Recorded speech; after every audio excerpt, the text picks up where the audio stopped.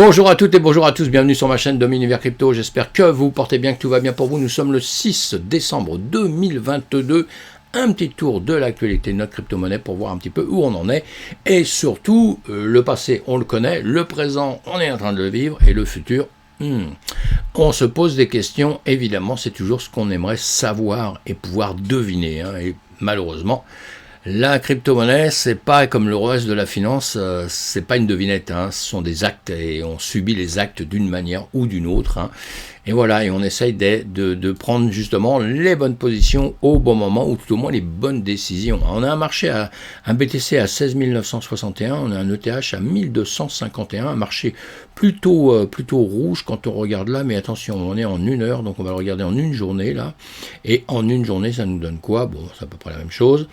Dans la journée, on a perdu 0,57% sur le BTC, le TH, on a perdu 1%. Bon, ça, c'est pas bien grave, dans un système très volatile, ça n'a aucune importance, et on le voit là, justement, sur le graphique, quand vous regardez ici le BTC contre l'USDT, on le regarde, la dernière bougie, évidemment que c'est la bougie dans la journée, et on voit bien qu'on est en train de ranger, là je vais vous la grossir juste un peu comme ça, voilà, pour voir un peu mieux. On voit bien que cette bougie est en train de réfléchir, encore une fois, comme les autres ici, on a fait plus haut, plus bas, vous voyez qu'on travaille juste dans une zone comme ceci, voilà, pour simplifier, en quelques jours, 1, 2, 3, 4, 5, 6, 7, une semaine, une bonne semaine, et nous sommes là. Donc on va sortir vers le haut, vers le bas, mais ça on voit ça sur les graphiques, on voit ça ensemble autre part. On n'oublie pas qu'on a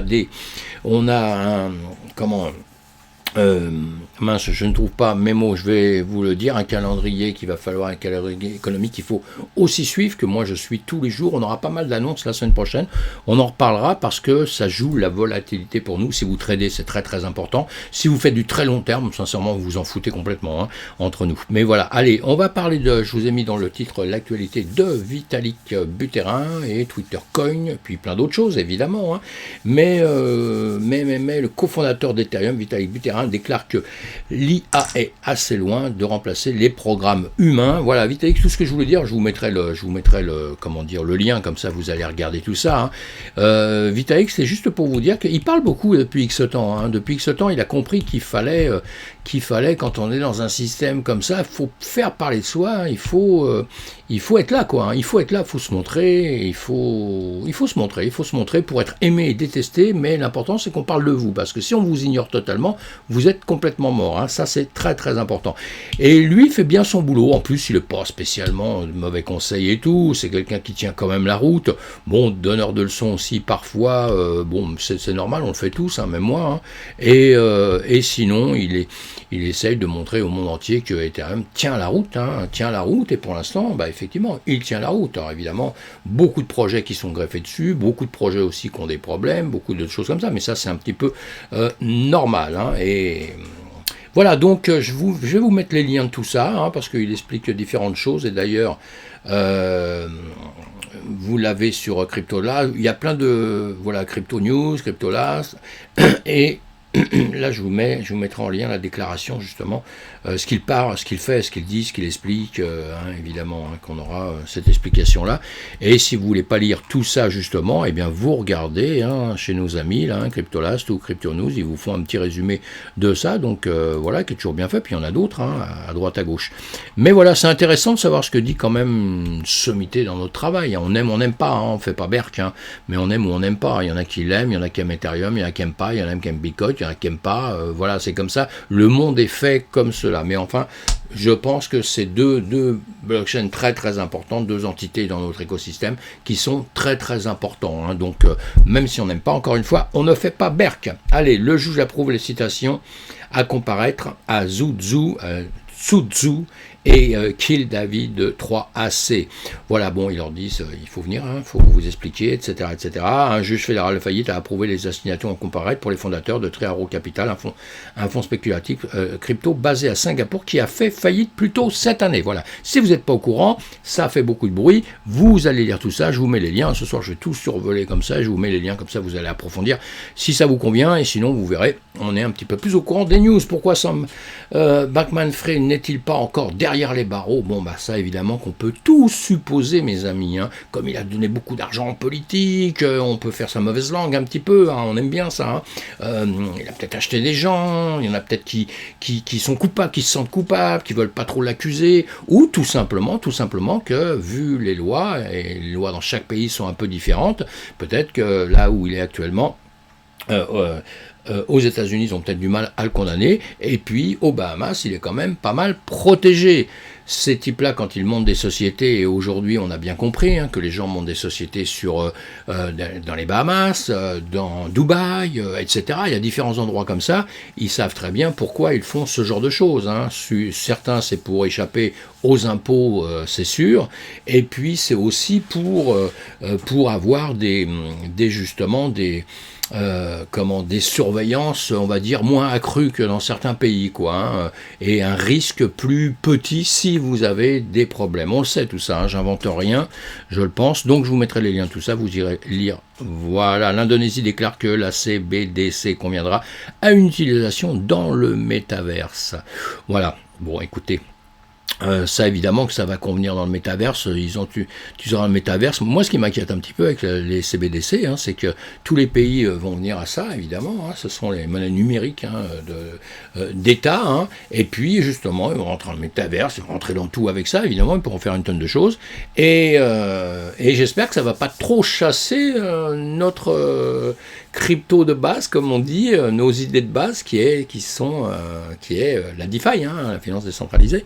Voilà, bon, on verra bien tout ça, on verra un peu comment ça se passera. Nexo prêt à quitter les États-Unis, la plateforme crypto et les régulateurs dans une impasse. Et voilà. Alors, il faut comprendre une chose avec les régulateurs, on a compris que le monde entier veut nous réguler, hein. Ça, on le sait, parce que c'est une obligation dans chaque pays, hein. Il y a des lois quelque part. Normalement, il faut respecter ces lois, évidemment, et surtout dans la finance, hein, parce que beaucoup d'escroqueries, etc., on le sait. Donc, soi-disant, les pays veulent protéger leurs ouailles, hein, les clients du pays qui vont se mettre dans la finance. Évidemment, ça me paraît un peu normal. Bon, quelquefois, il y a du débordement là-dessus, c'est un peu compliqué, mais ce qu'il faut comprendre, c'est que les régulateurs ne travaillent pas pareil suivant les pays où ils sont. Ils n'ont pas tous les mêmes envies, les mêmes convictions.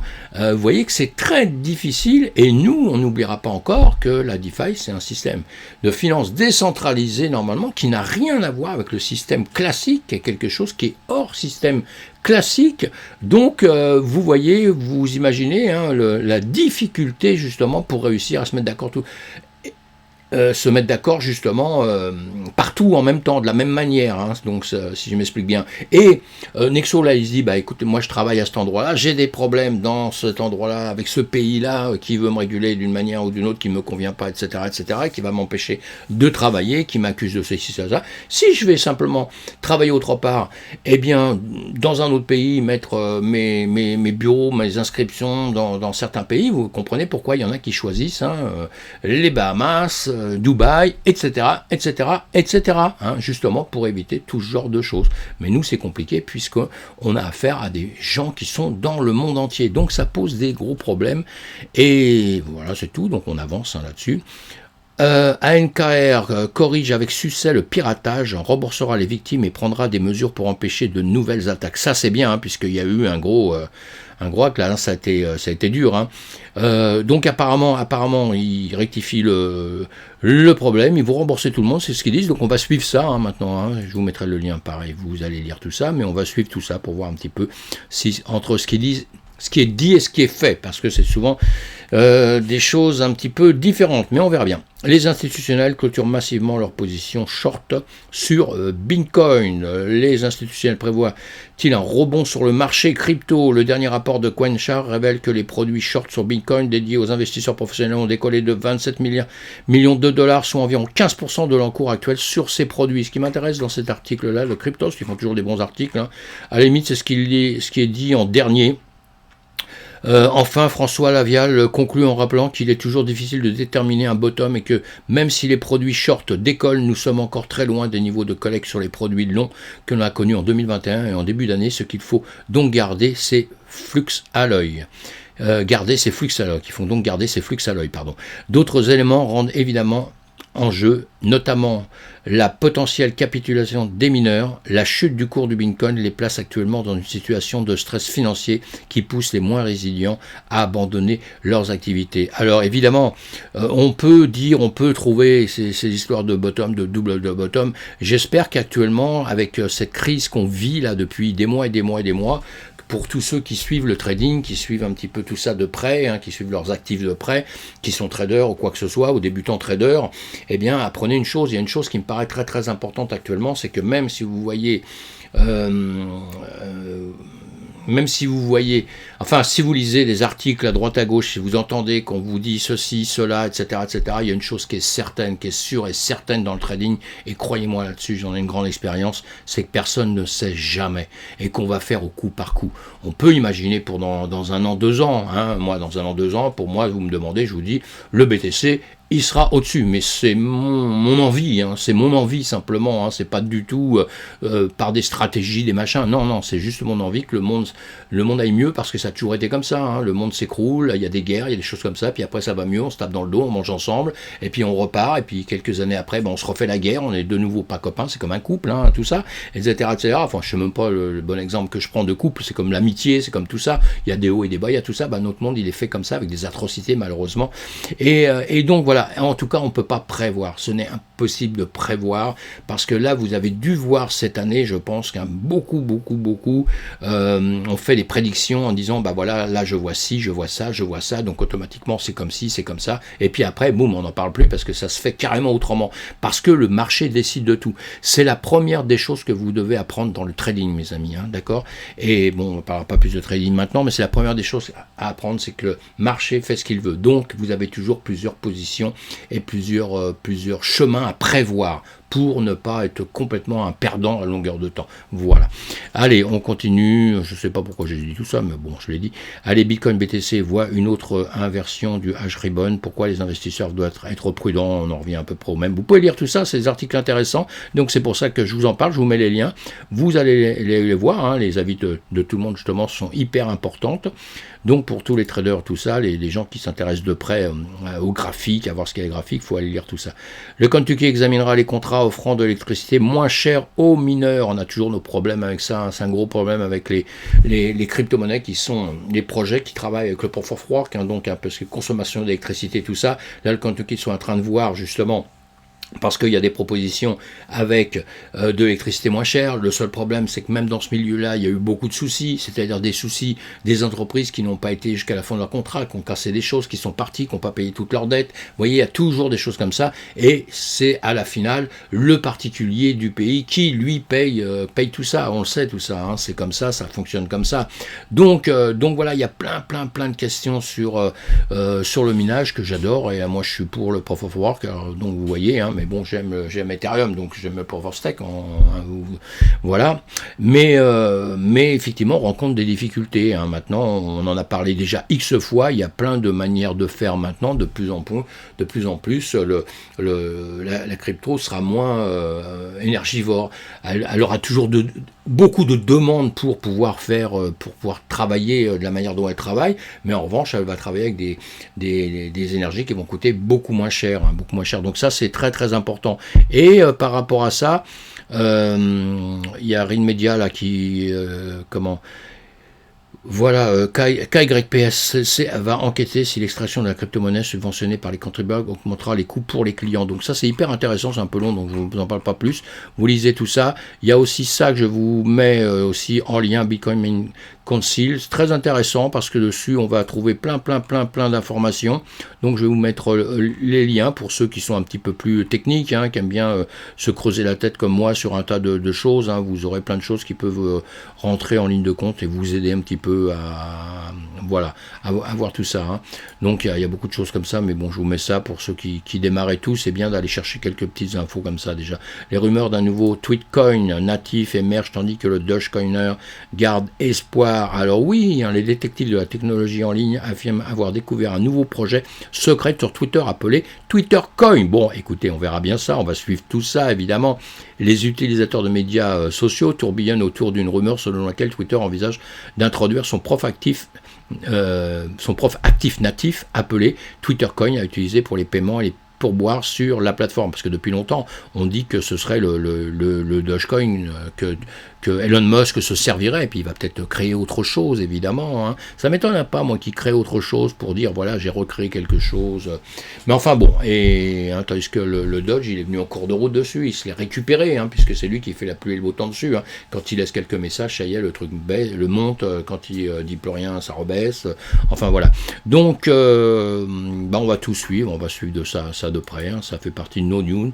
GameStop commence à la mise à pied, quelques soucis chez eux aussi, beaucoup d'entreprises hein, avec pas mal de problèmes, ça c'est embêtant. Pourquoi? Un bear market, le marché qui est tombé, donc on a compris que beaucoup aussi, et dans le marché traditionnel aussi, on n'est pas les seuls au monde, hein, mais nous c'est vrai qu'en partie il y a quand même beaucoup de sociétés qui souffrent. Le chien de garde des consommateurs américains sont les entreprises de la cryptographie sur les publicités trompeuses. Bon, ça c'est encore un autre problème, bon ça c'est toujours des choses de comment dire, la publicité, on sait bien que la publicité c'est fait pour attraper des clients, et souvent quand on dit la vérité, on n'attrape pas beaucoup de clients. Les rois de la publicité, on a toujours su que c'était quand même des gens qui mentaient pas mal, ou qui arrangeaient bien, ou qui, comment dire, embellissaient les choses d'une manière un peu honteuse parfois, hein, parce que ça tombe dans le mensonge, hein. Donc voilà, et nous on est exactement pareil dans notre système, il y en a pas mal qui ont fait la même chose. Donc voilà, allez, tout ça,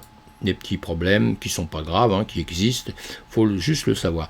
LandX lance le jeton LNDX sur testnet, voilà, un autre aujourd'hui. LandX a déployé des contrats intelligents pour la dernière étape du lancement du testnet LandX. Le testnet Research a été mis en ligne sur le réseau Goerli d'Ethereum. Voilà. Donc tout ça, hein, étape 1, 7 décembre, hein, lancement pour les agriculteurs. Omega, allez, vous lirez tout ça si ça vous intéresse, évidemment. Rockties affronte le roi des pièges même, Dogecoin, voilà. La Rocktie Token, le JATO en tout cas, une toute nouvelle crypto-monnaie est entrée sur le marché, la monnaie même a plusieurs attributs qui la rendent intrigante pour les fans de crypto. Alors ce sera bien, ce sera pas bien, on verra ça par la suite, je voulais le juger aussi, moi je leur fais pas de pub, hein. Je dis que ça existe, hein, ça sort, ça, c'est notre système, on doit le connaître, hein, c'est pour ça les infos, mais après chacun se fait son idée, et évidemment quand on est entre nous, je dis ce que j'en pense, et on essaie d'approfondir tout ça, pour voir encore si c'est simplement des trucs qui vont nous mettre dans la misère, ou qui sont peut-être bien dans l'avenir, on essaye de comprendre tout ça, évidemment. Allez, gouvernance des fermes animales, là aussi, la gouvernance de Pigpen sera mise en ligne jeudi. Voilà, un événement historique pour DeFi et Animal Farm approche à grands pas, car le Pigpen subira son tout premier vote de gouvernance communautaire pour déterminer à quelle fréquence hebdomadaire, mensuelle ou trimestrielle les injections de BUSD sont distribuées aux utilisateurs avec des jetons AFP jalonnés dans The Big Pen. Voilà, allez, vous lisez tout ça, pareil, je leur fais pas de pub. On n'oublie pas qu'on a un marché là, qui est, il veut pas se remettre, je sais pas ce qu'il a, je vais mettre le premier, il veut pas non plus celui-ci, voilà, bon, allez, on n'oublie pas qu'on a un BTC qui est retombé en dessous des 17 000, un ETH qui est à 1250. Passez une bonne soirée, je vous fais une autre vidéo, évidemment, pour vous parler de nos graphiques, hein, de voir la crypto façon graphique pour ceux qui tradent, hein, évidemment, qui font un travail dans une journée, c'est toujours intéressant de voir ça, hein, tous les 24 heures. Allez, je vous laisse, à plus tard. J'essaie de faire cette vidéo un peu rapidement, j'en suis désolé, mais je suis en retard. À plus tard.